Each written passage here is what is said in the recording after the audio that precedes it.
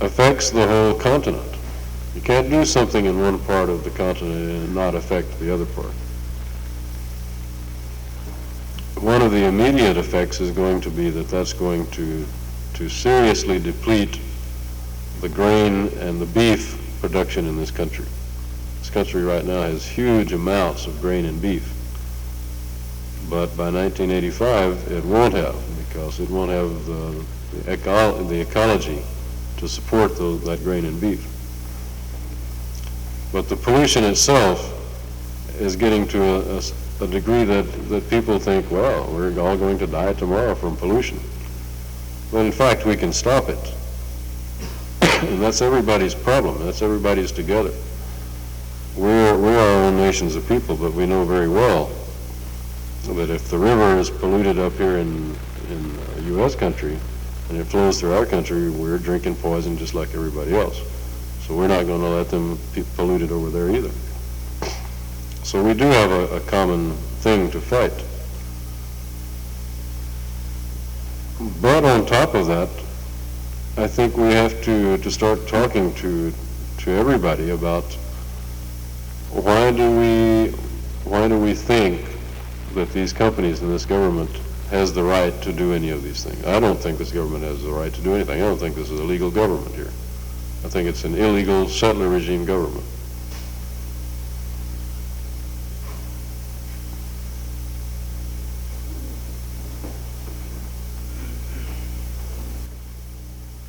Thank you.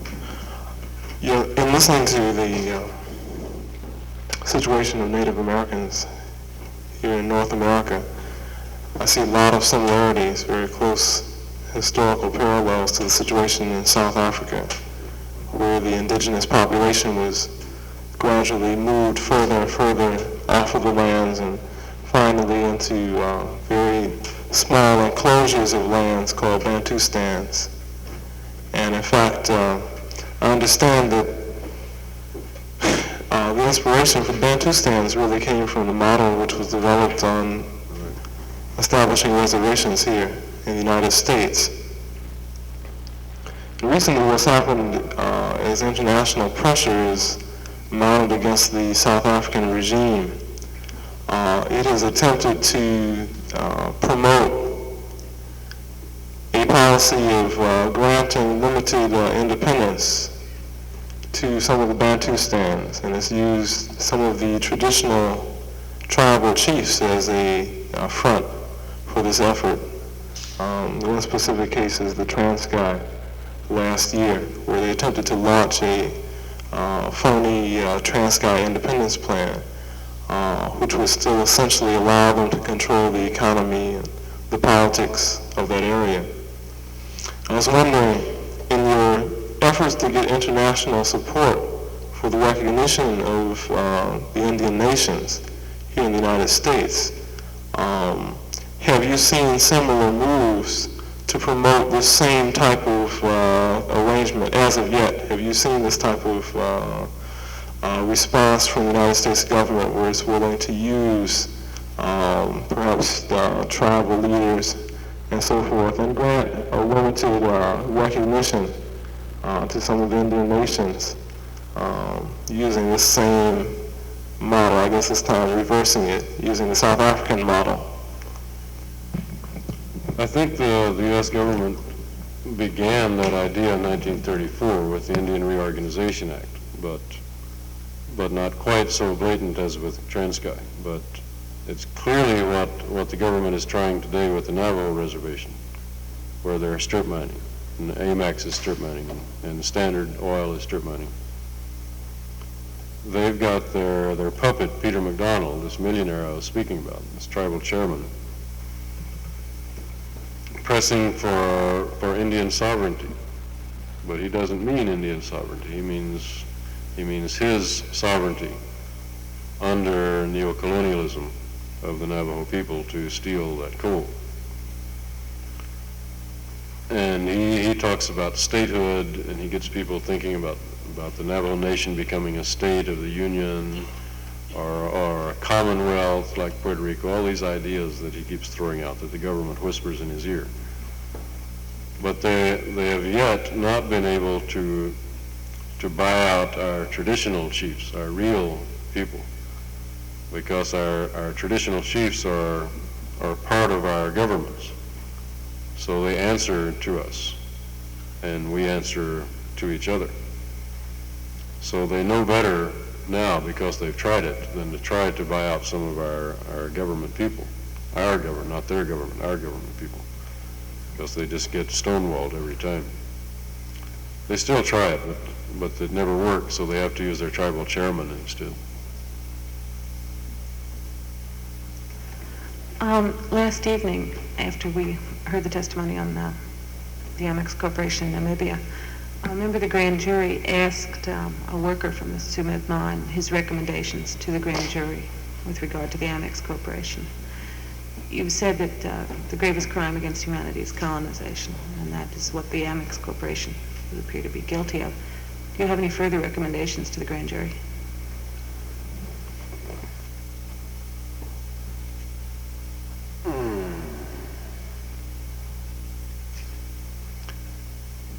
Well, recommendations in the form of things that need to be done.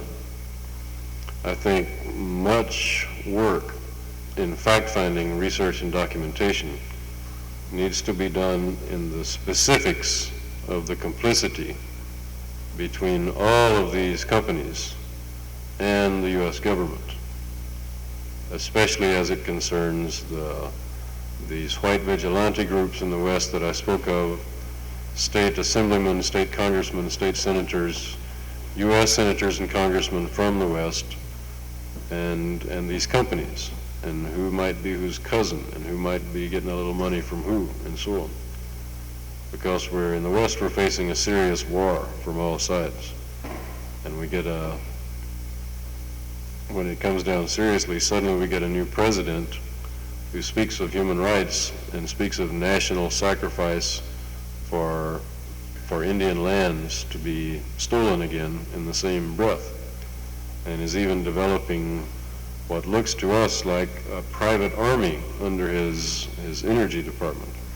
And the only reason he needs this private army is for Indian people who are trying to keep their own resources and their own livelihood and their own land.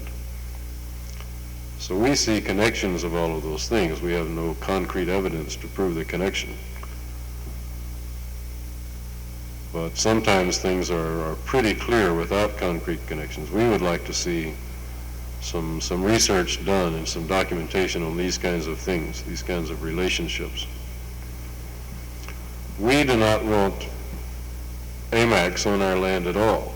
We do not want any of these coal companies or petroleum companies or uranium companies or lumber companies on our land at all. What makes sense for the Cheyenne Nation is, of course, economic development. We're not against economic development. Nobody wants to live in poverty. But that economic development is probably, from our point of view, never going to consider mining of coal. Because in the first place, we don't need any coal. And in the second place, it's too destructive to mine that coal because it's all surface coal. And it's not as though there weren't other energy supplies. You know, there really is not a petroleum shortage. I mean, the U.S. companies have petroleum secret bases all over South America. And they have petroleum in the Arab countries. Gulf Oil still owns 49% of all of those supposedly nationalized Arab country petroleum bases. So there's really no energy shortage that we're talking about. What we want on our own land is a development that we think of and that we control.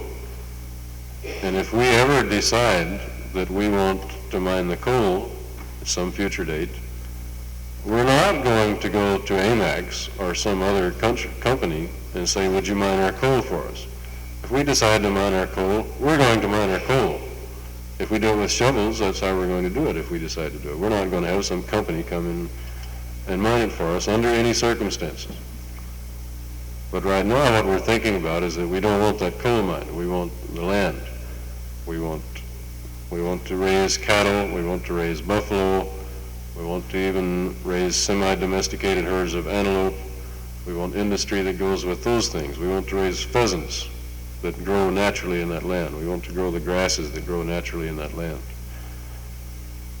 And from that we can have all sorts of industry. We can have fertilizer, bone meal, we can have leather factories, we can have shoe factories, we can have gardens, we can have things that make sense to us and that don't destroy our culture or our land and still give us economic development. So we don't want those coal companies under any circumstances. We want them completely off of our land forever. It's now 5 minutes after 1. We'll stop now until 5 minutes after, is that the right time? No. Is it 1? It's 1:15. Then we'll start again at 2:15. And I would ask all of the people working on the Native American program to meet over in this section of the jury box over here right now.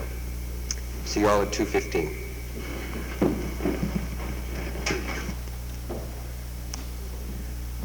Including ourselves. And I guess my testimony goes as a criticism of all the technical assistants out there who are working furiously to aggrandize their own image as experts and not share it with the people.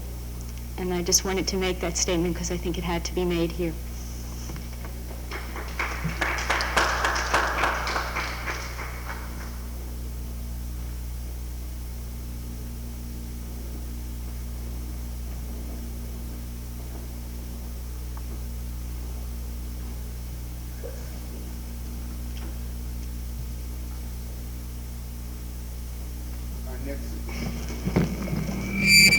Our next witness will be John Walsh, who will discuss energy and resources.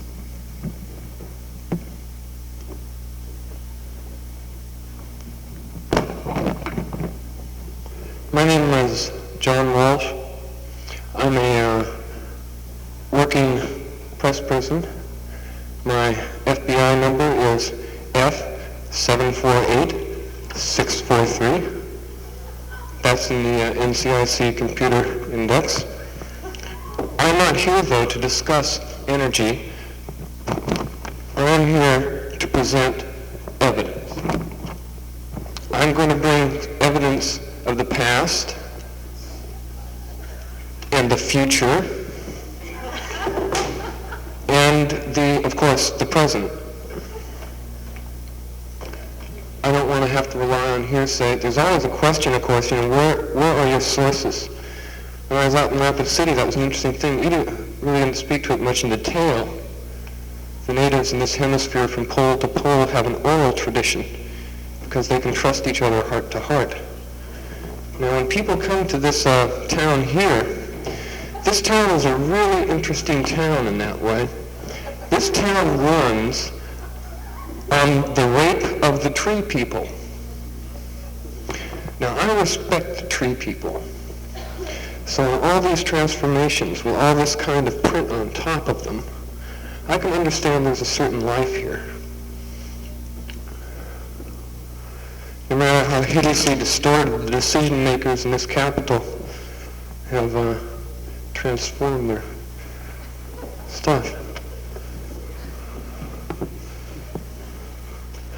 Now, Jimmy's gone through in some detail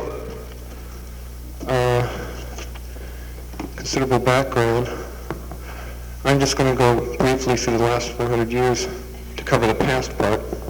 Also, what I'm going to do, rather than discuss it, I'm going to present it as graphically, as concretely, as effectively, as meaningfully as I possibly can. The Smithsonian says this bone is 400 years old.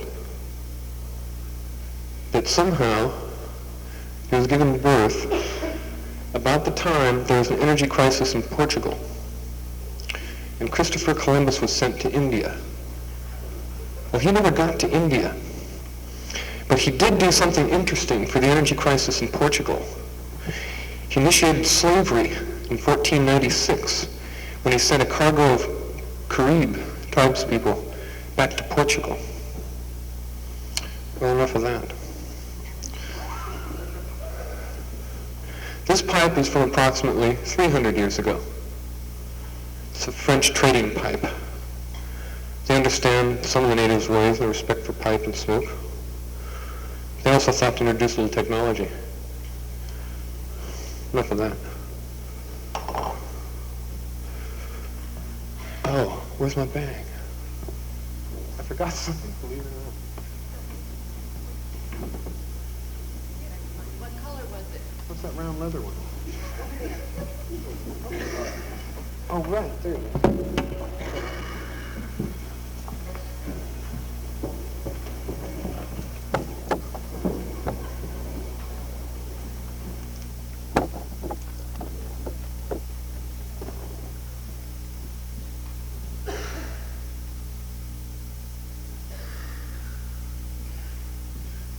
Whether Americans know it or not, we just went through a bicentennial with colonies, you know. This is 200 years old. This is the U.S. Constitution. However, Benjamin Franklin and Thomas Jefferson founded that by going up to the Iroquois to learn about democracy. They never experienced democracy in Europe where they came from. And certainly, well, they didn't preserve too much of it after they learned the Great Law of Peace. But what they did take from it, they wrote in the Articles of Confederation, the Northwest Ordinance, and became embodied for white male landowners in the U.S. Constitution. Now, to make sure, I'm going to surprise you with some of these facts. And so to make sure that you understand that I'm speaking honestly, I'm going to make a pledge. And it's based on Article 6 of the Constitution, which is also, states very clearly, the law of the land. Well, so much for paper. If it's a real law, it's in your heart. It says that the supreme law of the land is the Constitution equal to the treaty rights and treaty laws. Not above them. And certainly not without them as they've been for the last 200 years, but equal to. Article 6, Section 2 says that every judge in every state, even South Dakota, ought to be guided by the treaty laws. So on the treaty laws here, on this Constitution, on the international laws, I pledge to speak as truly as I know. Let me go over the map. The energy crisis isn't new. Schlesinger isn't either. He's been working very hard for the last 4 or 5 years. The Defense Department, with AEC, that's where he learned how to get an army, with the AEC. The AEC, after LEA was developed, was used to talk to mayors and corporate managers about how to set up helicopter systems for city and things like that. And this right here, that's Wounded Knee. When there was an energy crisis in the late 1800s, there was a massacre there. Now there's a energy crisis in the late 1900s. We have here substantial evidence ahead of time. That's it. We're not reading past history. We're reading some people's attempted future history, and attempted another massacre. In 1973, the Great Stand with Wounded Knee, of which this is the 4th anniversary, the government knew something we didn't. We only found it out a little while back. But one of the reasons they came on so hard, with so many troops, so much money, so much illegality, is because they knew that underneath this land right here, there's an oil field larger than the entire Alaskan slopes. This here is the 1868 Fort Laramie Treaty, the basis on which that stand was made. This person here was one of the leaders, Pedro Bissonnet. Like Crazy Horse, he was killed by the BIA. The sister here, a brave-hearted woman, that's her wedding picture inside of Wounded Knee in the independent Oglala Nation.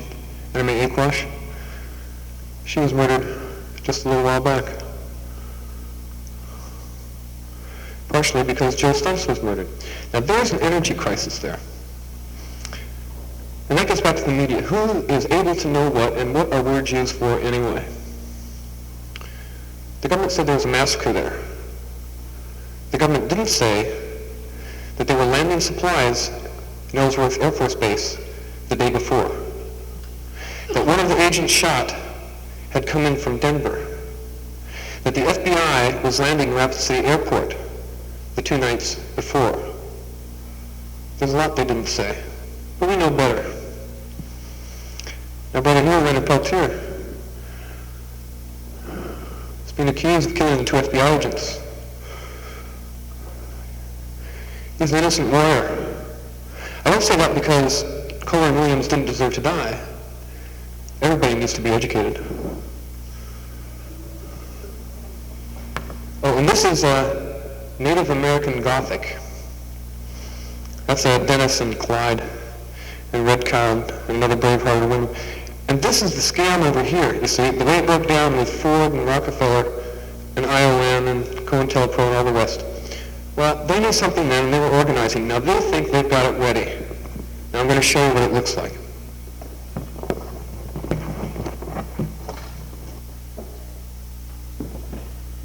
Here's my trash bucket.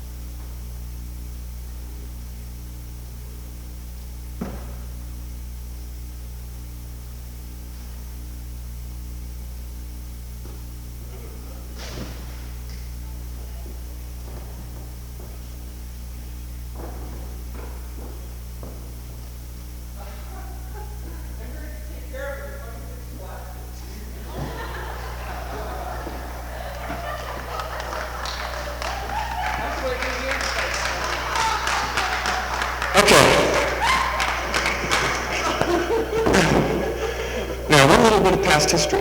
For instance, a source, a media worker, often deal with things that are frightening. For instance, we have copies of 40 committee transcripts, which is a decision-making committee, the National Security Council, in which, in Kissinger's own words, he described the need to overthrow both the governments of Chile under Allende and the government of Argentina in 1976. And in their own words, in his own words, it was to take control of Antarctica, the frozen future, the krill, the natural resources. That was the Nixon version of how to deal with the energy crisis. But then the CIA didn't like him, so they sent Alexander Butterfield over to the investigators, and he sort of mentioned that there was this taping system. Now, I like tape. I'm into broadcast, and they certainly got a load on Nixon.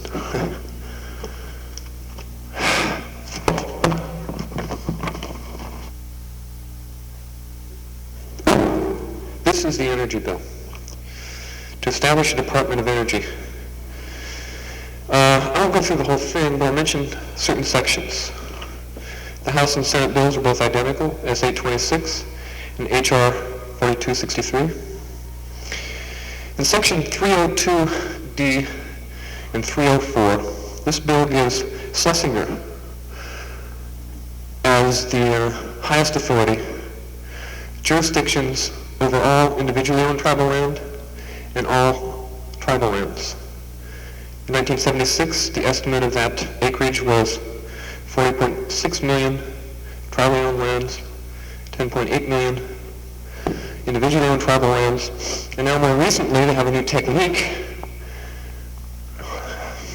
In Maine, they may accumulate another 5 or 12 million by first recognizing the rights of natives so they can get the land away from the state, local industries, municipalities, get it out of that tax base, and then exercise the federal trust relationship and take it away again. But provide federal revenue for job programs to employ the Indians in timber mills. Okay, the second section, set of sections, 607 and 611, give build an apparatus, which career professionals in the Interior Department have told me will be a total original. Nothing like it in the last 30 years. And he used the other precedent of Manhattan Project, which produced the notorious mushroom, almost as deadly as the nuclear family. Another section, 612 and 613, gives Schlesinger an army. Now, I'm going to read this to you because one of the problems in doing media work is figuring out how to read some of this stuff. Now, I'm going to just read it to you. The Secretary is authorized to provide for participation of armed forces personnel in carrying out his functions. A member so detailed shall not be subject to direction or control by his armed force or any officer thereof, directly or indirectly, with respect to the responsibilities exercised in the position to which detailed. And it gets even more interesting. With 613, with their consent, the Secretary may, with or without reimbursement, use the services, equipment, personnel, and facilities of any organization or of any foreign government. That's why the CIA didn't like Nixon. He wouldn't cooperate with Western Europe. He wouldn't cooperate with Japan. And they couldn't manage their distribution networks in the Third World. But now they're developing the Southern Hemisphere. Indonesia. They would like to get Australia. They're working on that. For the bauxite reserves. Southern Cone, Uruguay, Argentina, Chile, and of course South Africa. The white settlers are trying to settle the Southern Hemisphere to bring energy to the Northern Hemisphere. Now this army that Schlesinger is going to be provided with is exempt from the jurisdiction of the Pentagon, exempt from the jurisdiction of the Commander-in-Chief, exempt from the Defense Department, exempt from civil service. Oh, what did I leave out? Justice Department, right, the whole thing, and is totally responsible and individually to that individual Schlesinger. It is being coordinated with Brzezinski, and there is another office. Now imagine, this is supposed to be an energy bill dealing with domestic natural resources, and yet the office with which it is being coordinated is in the State Department. And it's being worked out with police agencies and military forces in Western Europe and Japan. So right there in the bill. It's pretty interesting. Now, let's go to the board and find out what that means. One solid, concrete example is the Northern Plains.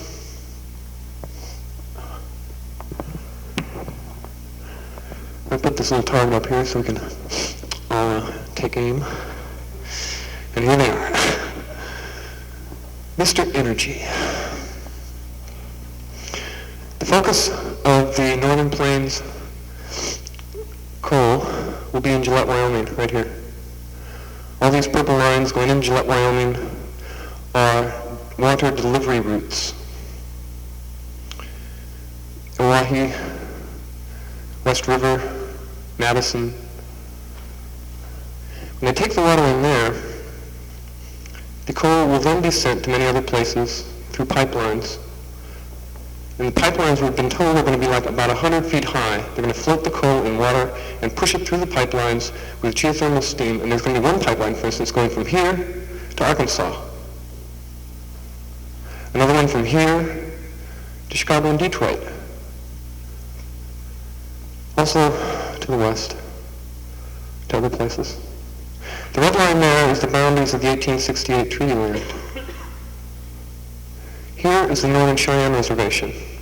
Here is Colstrip, just north of it. Colstrip is a massive power plant which, with its sulfur dioxide fumes pouring down here, has brought brown lung to many Northern Cheyenne.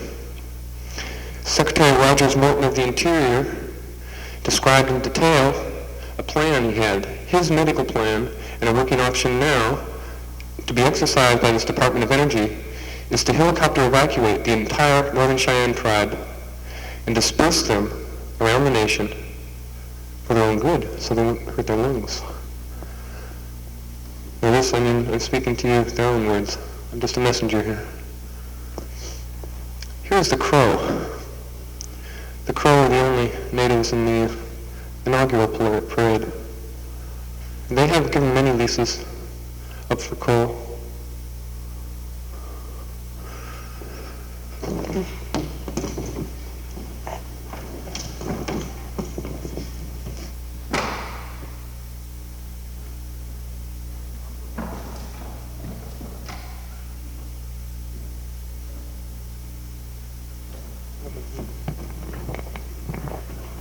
Here? Okay. Right here are the 5 rivers, all pouring into the Missouri. They plan on putting 42 gasification plants here to turn the coal into gas and to generate roughly 31,000 megawatts. Right now, a coal strip has been operating for a while, can only generate 2,100 megawatts. They also plan on using this to boost up, and interestingly enough, they're going to build a power plant right here in Fort Laramie. When this treaty was signed, recognizing the sovereign rights of the natives, until the water ceased to run. But then on the other hand, I guess they've got a plan for the waters, all right. Now, this is prime coal area right here. It's low sulfur bituminous. Covers northern Cheyenne, goes into Gillette. This means that when they burn it, it throws off less sulfur and generates a higher heat than this, what is called the Fort Union lignite coal formation, all through North Dakota, upper South Dakota, and this part of Montana. The Fort Union lignite formation contains approximately 210 billion tons. Montana has about 140 billion tons, Wyoming about 80 billion tons, and South Dakota only 5 billion tons. But, back to these technology freaks. In order for them to build this pipeline, the kind of which has never been built before, their technology requires a special kind of metal, found right here. This is Harney Peak, where Black Elk went to seek his vision. They plan on putting a strip mine in here to equal the Mesabi Range and transform Rapid City into the Pittsburgh of the West. Pittsburgh Pacific Mining, a little bit north, already has contracts out by Sturgis for 96 million tons of this metal called taconite iron. Also, though, interestingly enough, besides the 4 Indian killers, Black Hills also contains bauxite. Now, you know what's been happening in Jamaica, the necessity of the CIA to destabilize the government there, because until a few years ago, Jamaica had been supplying the United States with 60% of its bauxite. Until now, the United States has never produced any bauxite domestically. Until, well, their plans are to begin it in a few years here. The Gunnery Range. Now, I've got a bit of evidence. See, the thing is, often you find, being a media worker, it's often hard to find the crime. I mean, that may seem unusual. But when I went out right after the murder of Joe Stuntz and the education of those FBI agents, I didn't realize how big a hit that was. I didn't realize they came in there before, because I heard they'd come in after, right? All of a sudden, out of nowhere, 300 people show up, right? I mean, like driving from there, Rapid to Pine Ridge where they were, it takes a while. But these people were coming from Quantico and Denver, and all of a sudden they were down there at Jumping Bulls in just a matter of hours. No, they were already there. And they got Tom Cole to talk to the mercenary journalists in UPI and AP and distort the information as they've been doing for years. Now, this paper is a memorandum of agreement between the Oglala Sioux tribe and the National Park Service. We didn't find this till 4 months after the murder. This document was signed on June 26th. They were bringing these people in because they expected an enormous uproar by the tribe when Dick Wilson signed over 1/8 of the remaining tribal lands. But the reason there wasn't any uproar around his signing it was because the uproar had already begun and he signed it by himself in his office without any of the tribal council there. But we didn't get this paper until September. The murder happened in June. But we've got it. Now, let's see.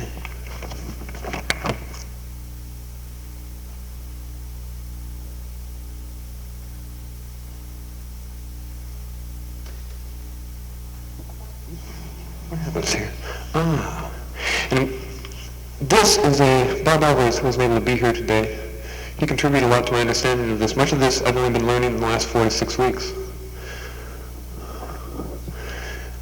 And actually, the only reason we're able to learn quite so much is because of the great job that the winds have done over the winter.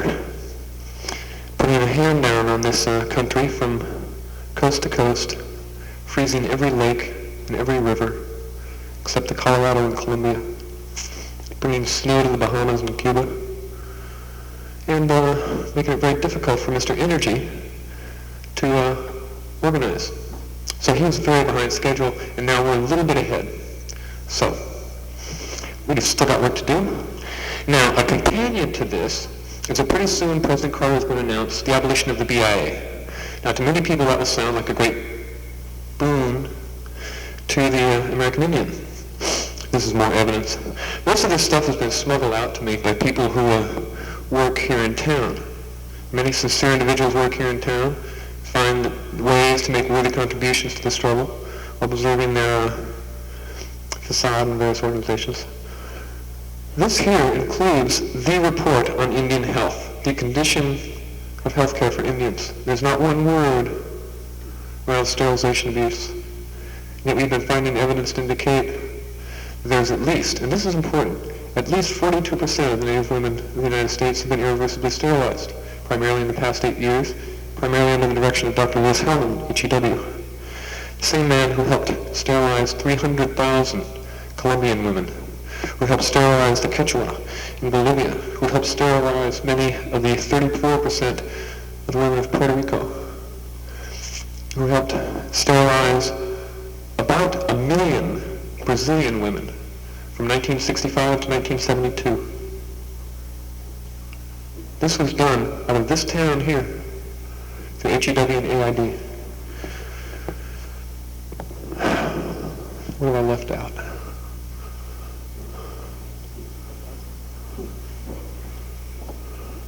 Actually, it would be more cost effective to strip mine the state of Illinois, because they were going to build so many nuclear reactors there that's another thing. You know something? There's been a lot of talk about crime in the streets and how we have to take better care of our local police so they'll take better care of us. You know, only 93 pigs died in the last year. In 1976, only 93 police officers or FBI agents or whatever died. I mean, in the line of duty, were killed in the line of duty. 93. But then all the fear generated around it. However, 350,000 people have died from cancer in 1976. And cancer will be generated by these various nuclear power plants in Illinois. They plan on having 63 nuclear power plants in Illinois. Now, if they're going to have that much nuclear power plants with all that cancer and carcinogenic radioactivity, it seems to me that a strip mine, what's outside the fence, all the way up to Chicago, and leave the native lands alone. Because it's right there, too. It's easier, because the other thing, the federal revenue sharing program, oh, yeah, another evidence. Wait a minute. This fits right in.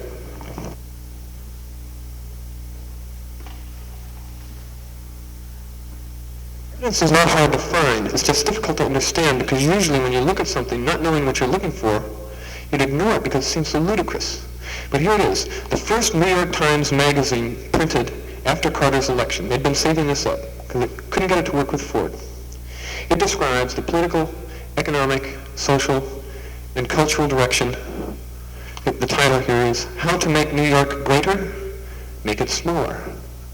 There's a plan working here in D.C. Some of us know it here on 18th Street, and the way it's working from P Street to Colingo and the Columbia Corridor.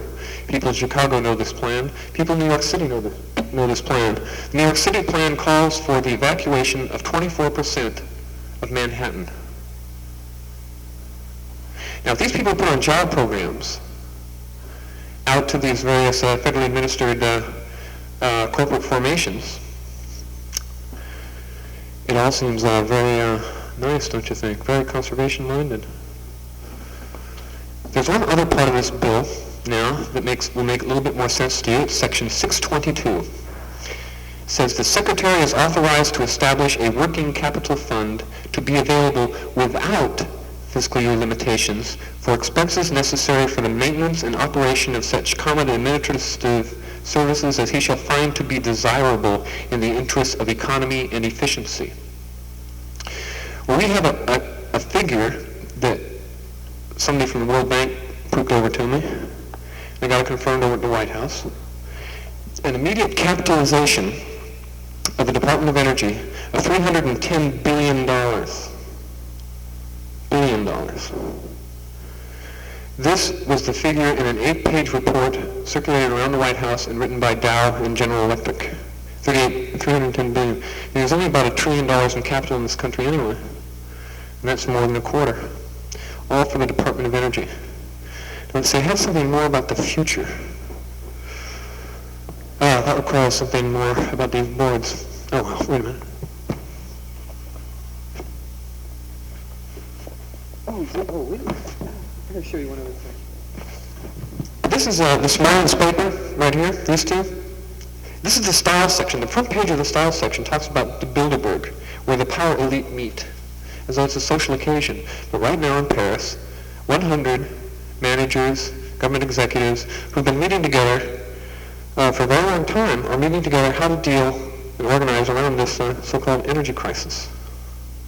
But as even Ralph Nader said, there's not an energy crisis. There's a crisis in the energy monopolies. Because the third world is winning!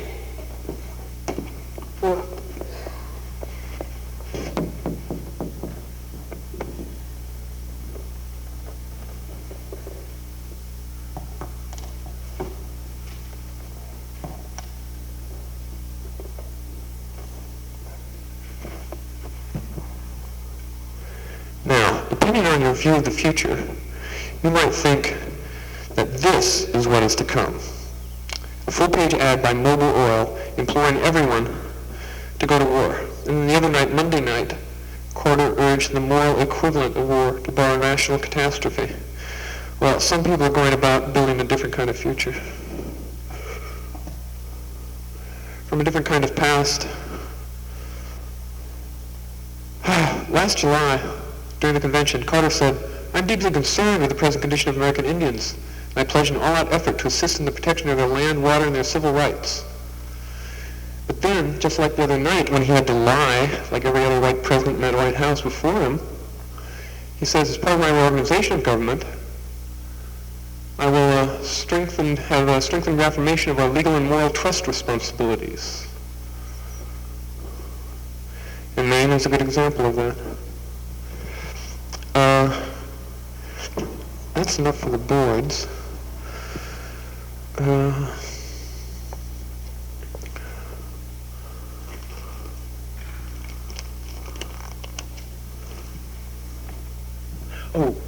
One last thing.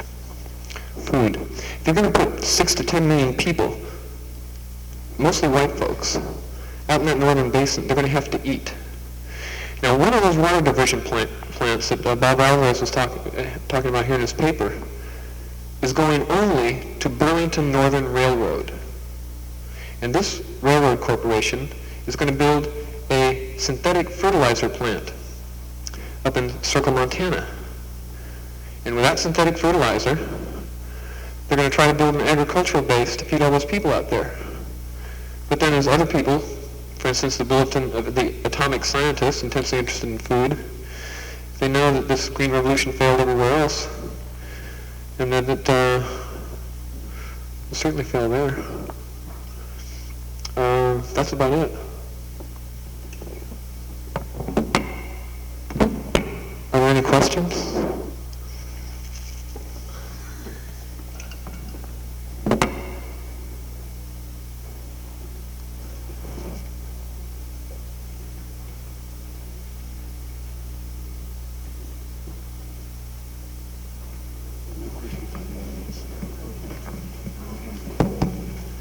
Okay, if there are no questions, we'll move along. Rod, we have a question.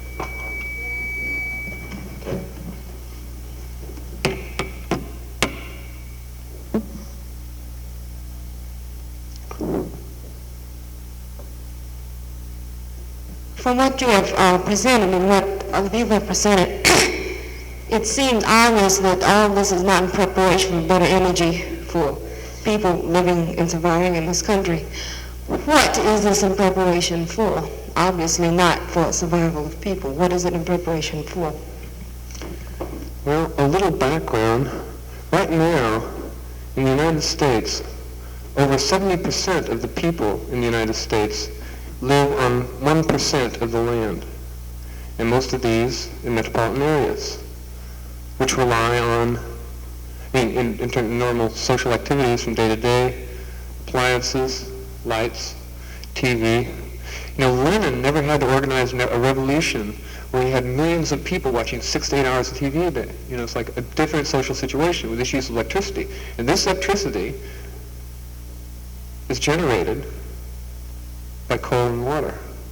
Now it's being pushed even more to coal. Right now, Pepco, which is helping us light these lights here, is going from 56% coal last year to 74% coal this year. They're going to try and go full.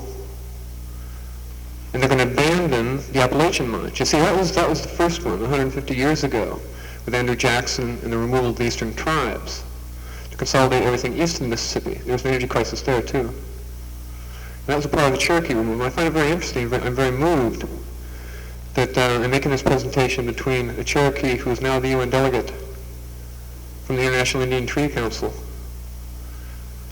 Now, the Treaty Council was given NGO status, as was the MPLA, as was the NLF. That's a very important thing.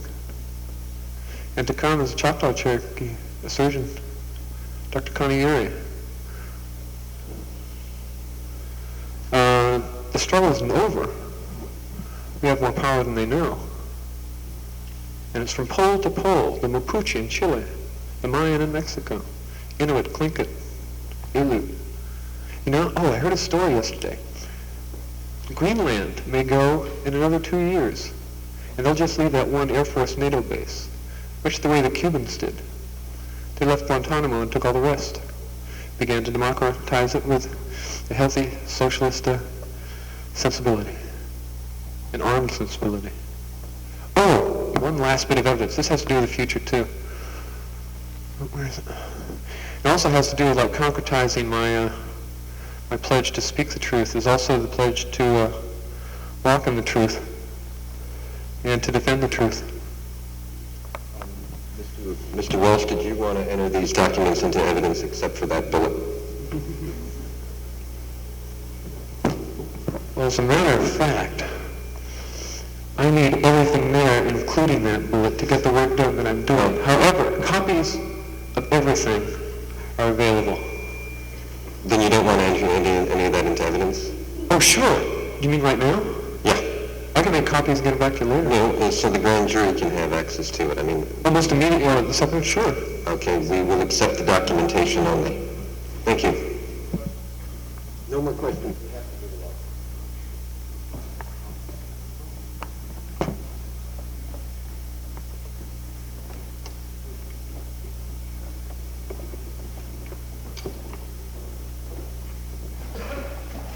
California. She is a practicing physician, and she is the medical consultant for the Northern Cheyenne Research Project. And Dr. Uri has been a long-time advocate of adequate health care for Native people, as well as a researcher and investigator and compiler of information on the sterilization of Native American women in this country. Dr. Uri, you can proceed. I don't know where to start. There's so many things to say and not really enough time. It's hard for Indian people to put it all out at one time of all the problems, because to us it's actually a war that's never ended. And the war against our survival takes many forms, and the white man changes his methodology. And we have to learn his methodology and adapt to it in order to survive. I think the fact that we're here 200 years after the existence of the establishment of this colonial power on our hemisphere, that is nothing but a colonial power, it's a demonstration of how strong our people are and our nations. In the beginning of the European history of us, when they first sighted us on these shores, they marveled at how strong we were, how free of disease.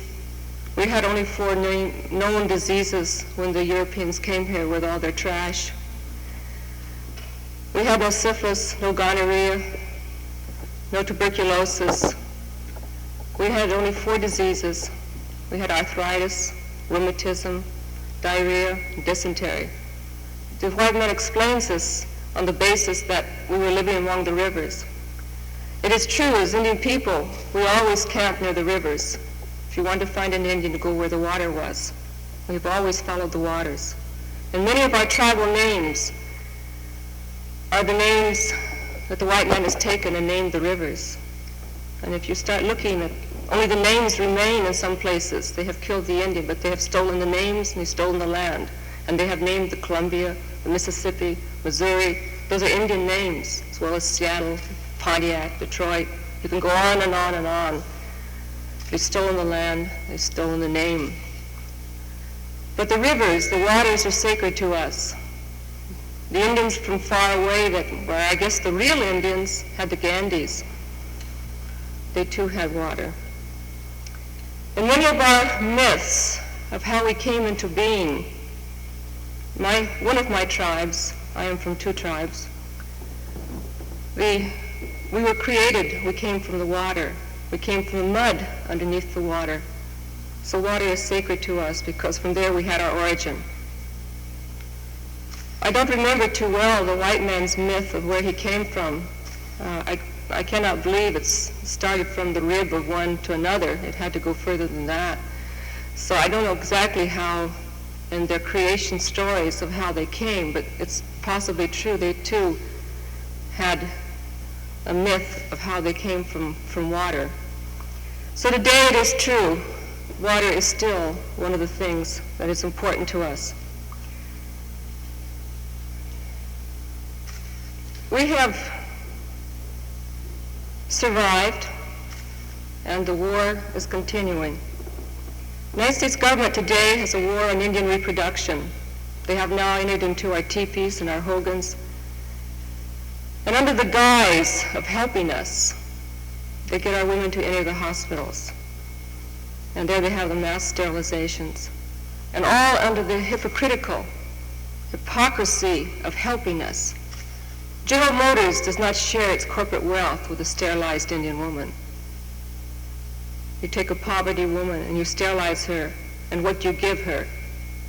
You don't give her anything, you take something away from her. You give her the right to reproduce her own. Surely that ought to be worth several $1 million from General Motors, Rockefeller. If you can think of the right to continue as a people, that they can be sold or bought with corporate stock. It is true that we have exposed it, but they are still continuing it. So we have to try other avenues on how to stop it. We are going to enter the white man's courts. We don't really think there's justice there.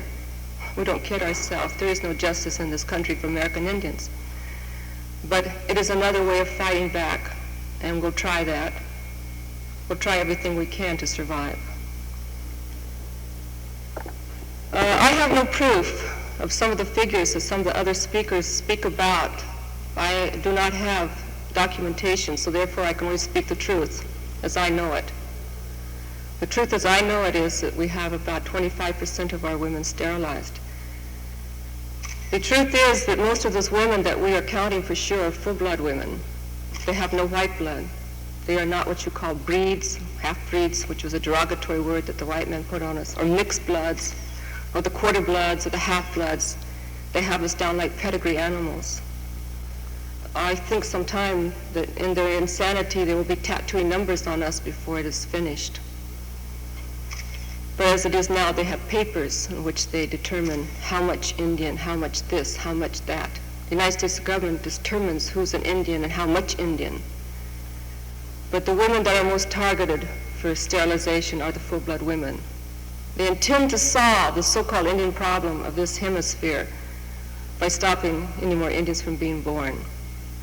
We have TB now on our reservations. We've always had it since the Europeans brought it.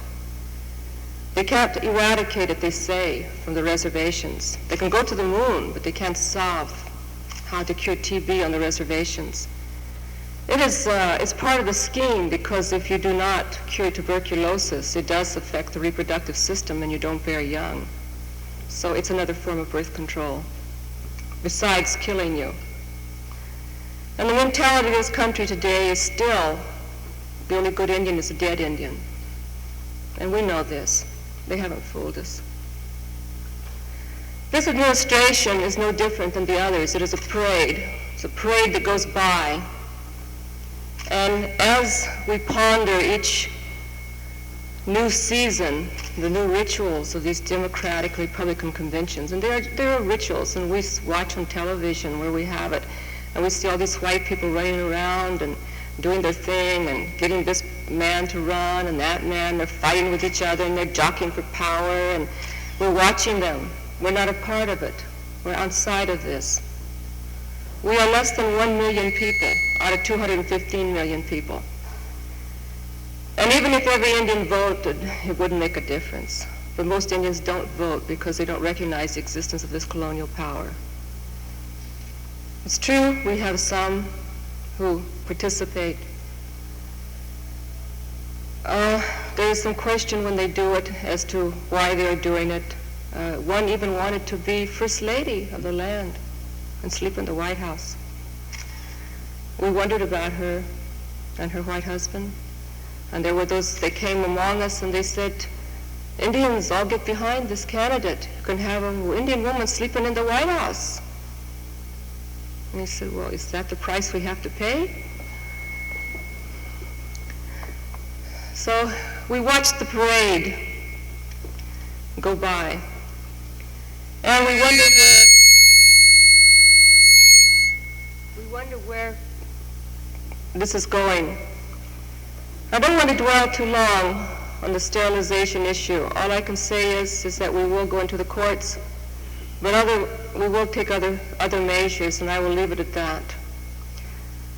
Another war that is going on in conjunction, as we see it, there is the war, and then there are incidences and battle sites.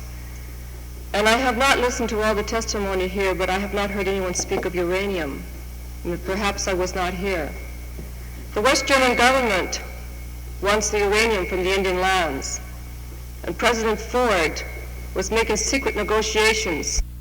Evidently, I'm not an expert on this technology, but evidently Germany wanted to go into the uranium and plutonium and to make business deals in Brazil. I can only say that we know that Ford was doing that when he left office, and I'm sure that Carter, as the leader of this country, will continue, because it probably is in their corporate interest to do so. The uranium, as well as the black gold, which we call coal, is on the reservations. I'm a consultant to the Northern Cheyenne reservation in Lame Deer, Montana. There are roughly 3,000 Cheyenne people. They are called the beautiful people by other Indian people. They are a special Indian tribe.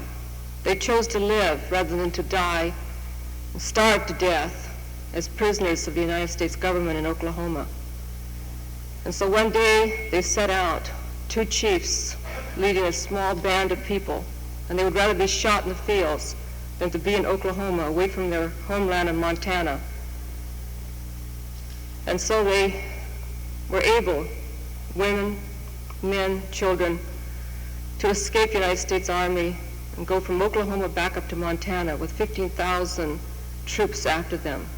They have vowed never to leave their land again.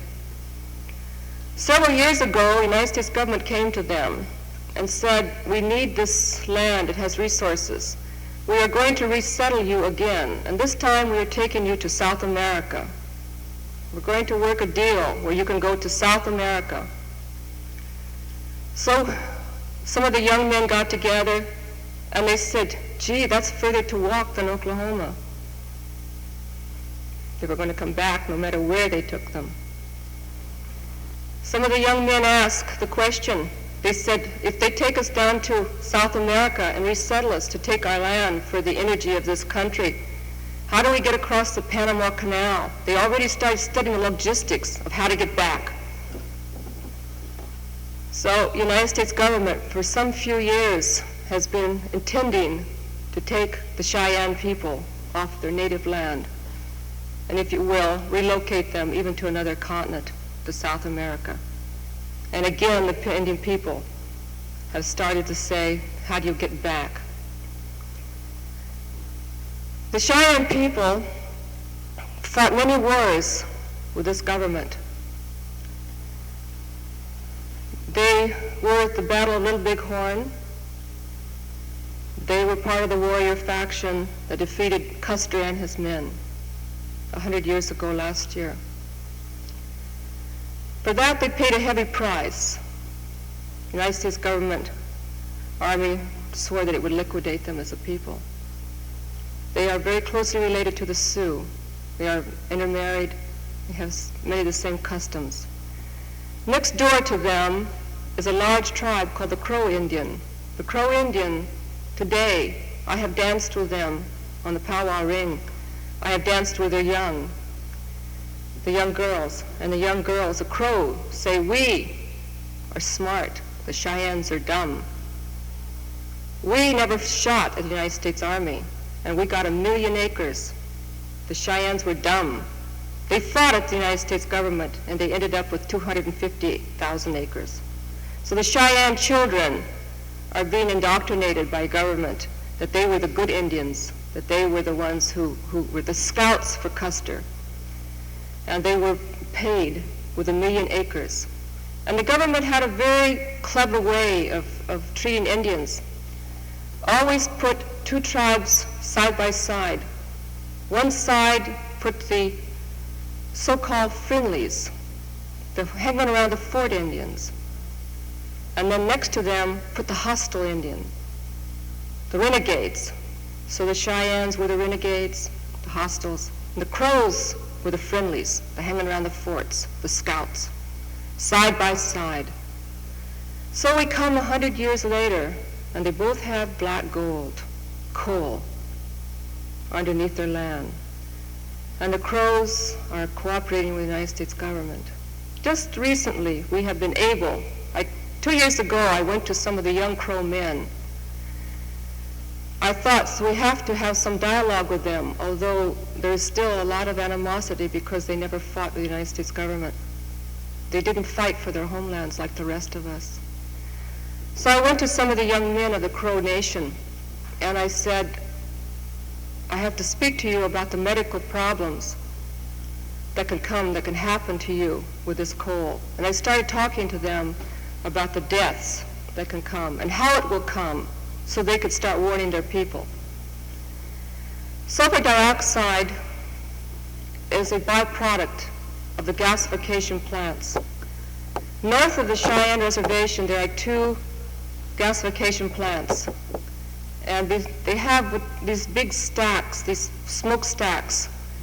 And the corporations are so interested in corporate profit that they don't put in some technology called scrubbers, which will help to reduce the pollution. They don't care how many Indians they kill with their pollution. Each scrubber costs between $1.5 and $2 million. The amount of money they spend each year in advertising on television, on various 60 Minutes and things like that, where people are watching how clean their operations are, that budget that they are using for advertisement, they could put in the scrubbers in these stacks, these smokestacks. But no, they don't want to do it. The intent is really to kill the Cheyenne people. In this conversion process that they have going on, they have to use millions of acres of water. The water table that runs underneath the earth is continuous. It is a thread